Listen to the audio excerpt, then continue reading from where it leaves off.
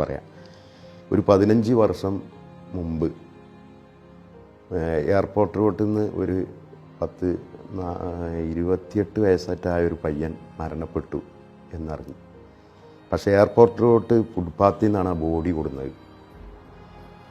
ഈ ബോഡി മോർച്ചറിയിലെത്തിയിട്ട് എനിക്ക് മോർച്ചറിയിൽ നിന്ന് ഞാനിങ്ങനെ വേറെ ഒരു നാട്ടിലുള്ളൊരു മരണക്കേസിൽ പോയപ്പോൾ എന്നോട് പറഞ്ഞിങ്ങനെ ഒരു ബോഡി എത്തിയിട്ടുണ്ട്, മലയാളിയാണോ ബംഗാളിയാണോ എന്നുള്ളതൊന്നും തിരിച്ചറിയുന്നില്ല. അപ്പം നിങ്ങൾ എങ്ങനെയെങ്കിലും ഈ ആളൊന്ന് അറിയാമെന്നുണ്ടെങ്കിൽ എങ്ങനെയെങ്കിലും നാട്ടിലേക്ക് എത്തിക്കായിരുന്നു. അങ്ങനെ ഞാൻ നോക്കിയപ്പോൾ ഒരു മലയാളി കട്ട് തോന്നി. അദ്ദേഹത്തിൻ്റെ അടുത്തൊരു പേപ്പറും ഇല്ലായിരുന്നു. മരിച്ച ആളെ ഇരുത്തുന്നൊന്നും കിട്ടിയിട്ടില്ല, ഫുട്പാത്തിൽ നിന്ന് കിട്ടിയതുമാണ്. അങ്ങനെ ഞാൻ അന്വേഷണം നടത്തി. ഒരു ടാക്സിക്കാരൻ പറഞ്ഞ് ഞാൻ അന്ന് പത്രം ഉള്ളൂ, മാതൃഭൂമി മാധ്യമമൊക്കെ ഉള്ളൂ. പത്രത്തിൽ കൊടുത്ത് ഫോട്ടോസ് കൊടുത്ത് ഒരു ടാക്സിക്കാരൻ്റെ നമ്പർ കൊടുത്തിരുന്നു. ടാക്സിക്കാരൻ വിളിച്ചിട്ട് പറഞ്ഞ് എൻ്റെ നാട്ടുകാരനാണ്. അപ്പോൾ വളാഞ്ചേരി ഒരു ഉൾഗ്രാമത്തിലുള്ള മങ്ങാട് എന്ന് പറഞ്ഞ സ്ഥലത്ത്. അങ്ങനെ ഈ പയ്യനെ വിളിച്ച് ഇവരെ നാട്ടിലെ നമ്പർ കോണ്ടാക്ട് ചെയ്ത് നാട്ടിലേക്ക് ഞാൻ ഈ മരിച്ച ആളെ വൈഫിനെ വിളിച്ച്. അപ്പം മരിച്ച ആളെ വൈഫ് പറഞ്ഞ് എൻ്റെ തന്നെയാണ് സംഭവം, പക്ഷേ എനിക്ക് ഇവിടുന്ന് ഈ വീടൊക്കെ ലോണ് വെച്ചിട്ടാണ് പണ്ട് പോകുന്നത്, വിസിറ്റിങ്ങിന് പോകുന്നതാണ്, ലൈസനൊക്കെ ഉണ്ട് ഉള്ളിൻ്റെ അടുത്ത്. അപ്പോൾ എന്തെങ്കിലും ജോലിയായിട്ട് ഇതൊക്കെ വീട്ടിലെടുക്കാമെന്ന് കരുതിയാണ്. അതുകൊണ്ട് എന്താണ് സംഭവിച്ചിരിക്കണമെന്ന് ചോദിച്ചു.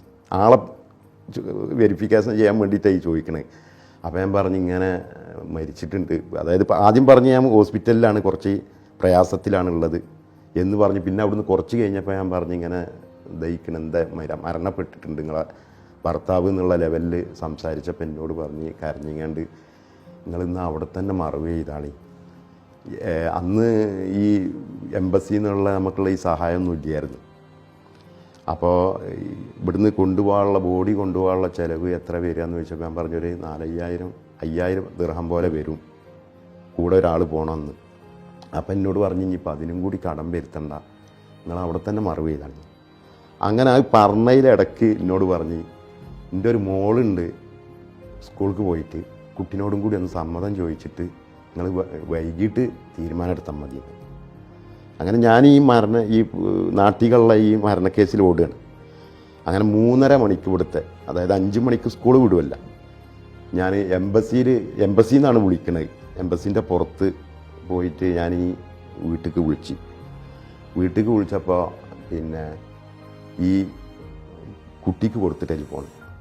അപ്പോൾ ഞാൻ പറഞ്ഞു ഇപ്പാക്ക് മോളെ ഇങ്ങനെ സംഭവിച്ചിരിക്കണ്, അമ്മാനോട് ഞാൻ പറഞ്ഞിന്ന്, അതുകൊണ്ട് ഉപ്പാനാണ്ട് കൊണ്ടുവരാൻ പറ്റൂല, ഇവിടെ തന്നെ മറവ് ചെയ്യാണ്, അതിനാണ് ഉമ്മ പറഞ്ഞിട്ടുള്ളത്. അപ്പോൾ മോൾക്ക് കുഴപ്പമില്ലല്ലോ, സമ്മതമല്ലേ എന്ന് ചോദിച്ചു. 6 എന്തുകൊണ്ടാണ് ആ കുട്ടി പഠിക്കണത്.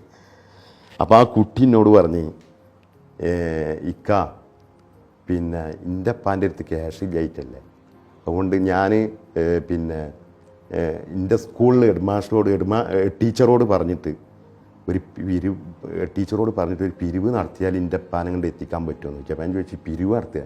അത് എൻ്റെ ഫ്രണ്ട്സിന് ഇതേപോലെ വീടുണ്ടാക്കാൻ വേണ്ടിയിട്ട് എൻ്റെ ടീച്ചർ പിരിച്ചിരുന്നു. അപ്പോൾ അതേമാതിരി ഞാൻ ടീച്ചറോട് പറഞ്ഞിട്ട് പിരിച്ചിട്ട് അയച്ചു തരുന്നത്. അത് കേട്ടപ്പോൾ എൻ്റെ ജീവിതത്തിൽ ഈ കുട്ടിൻ്റെയും വളരെ ഫീൽ ചെയ്തു.